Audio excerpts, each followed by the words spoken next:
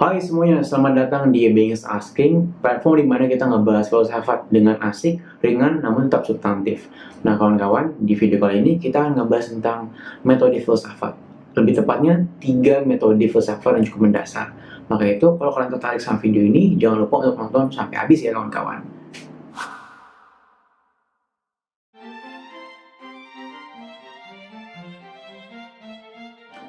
Nah, metode yang akan kita bahas pertama kali di video ini itu namanya metode distingsi.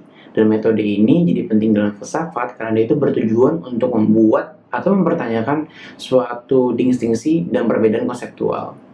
Nah, ini sifatnya jadi universal, bisa dibilang seperti itu dalam argumen filosofis karena dia itu dapat menjelaskan sesuatu. Karena kita dalam menjelaskan sesuatu bisa melalui distingsi dan ini akan jadi dasar argumen ontologis kita juga. Kenapa bisa seperti itu sih? Karena metode distingsi ini itu mencaratkan adanya argumen ontologis. Gimana tuh? Gampang gini, misalnya kalau kita anggap A dan B itu berbeda, kita juga wajib untuk menjelaskan apa itu A dan apa itu B. Kayak gitu kan kawan, dan ini akan jadi basis dalam argumen ontologis kita. Semisal gini, kalau dalam pemikirannya Immanuel Kant, dia secara sederhana kan yang aku ingat dia mendistingsikan antara konsep akal dan indera. Sedangkan dalam misalnya kajian etika kita dapat mendistingsikan atau membedakan antara konsep yang baik dan yang jahat. Dan itu secara sekilas tentang metode distingsi kawan-kawan. Jadi ini metode yang sangat berguna dan bisa kamu coba sekarang pun kalau kalian mau bikin suatu argumen ontologis kayak gitu.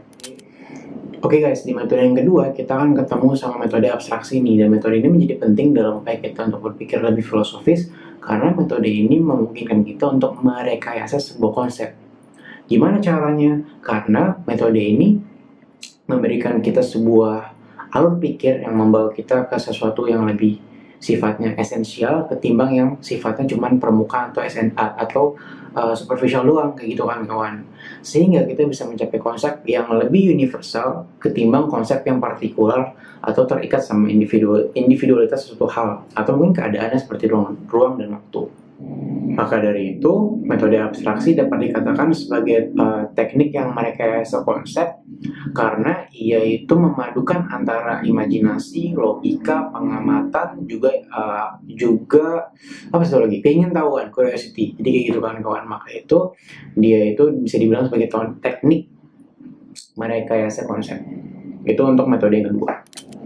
Terakhir di metode ketiga kita itu akan ketemu sama metode refutasi, dan metode refutasi ini sebenarnya cukup unik karena metode ini digunakan bukan untuk membangun suatu argumen melainkan untuk mengkritik suatu argumen.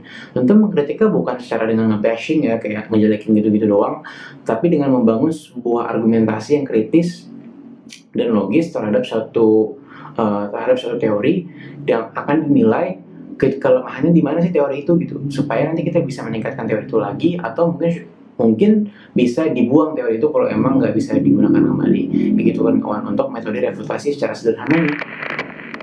Oke. Jadi itu adalah 3 metode filsafat yang mungkin cukup mendasar dan bisa kalian gunakan juga sekarang kalau misalnya kalian mau bikin argumen filosofis. Ada 3 tadi ya, ada metode yang pertama tadi apa ya? Aduh kok aku lupa. Metode distingsi, ada metode abstraksi, dan metode refutasi. Nah, jadi dari 3 metode ini, kalian jangan terpaku sama 3 metode itu doang loh, karena banyak banget metode filsafat lainnya. Salah satunya itu eksperimentasi pikiran yang udah dibahas di video sebelumnya di channel Aba. Jadi, aku mau nanya nih sama kalian, kira-kira metode favorit kalian tuh apa? Apakah metode abstraksi, apakah metode distingsi, atau refutasi, atau mungkin eksperimentasi pikiran kalau kalian udah nonton? Oke, kalau kayak gitu, coba komen di bawah, atau mungkin tag Instagram Aba di @beyingsasking, atau mungkin reach out ke kami di Twitter di @beyingsasking. Kalau kalian penasaran, platform Aba ada di mana aja sih? Platformnya tuh ada di YouTube, yang kalian nonton sekarang, ada di IG, ada di Twitter, sama ada di podcast juga di Spotify. Dan kalian bisa ke sana dengan mengklik link yang ada di deskripsi. Aduh susah banget ngomong deskripsi. Di link yang ada di deskripsi namanya Linktree. Kalian ketemu sama platform Aba. Dan terakhir aku mau minta tolong sama kalian, kalau kalian merasa terbantu sama video ini atau terhibur, seenggaknya aku minta kalian untuk coba kasih like atau kasih share juga video ini dan mungkin komen kalau kalian suka atau kritik dan sarannya.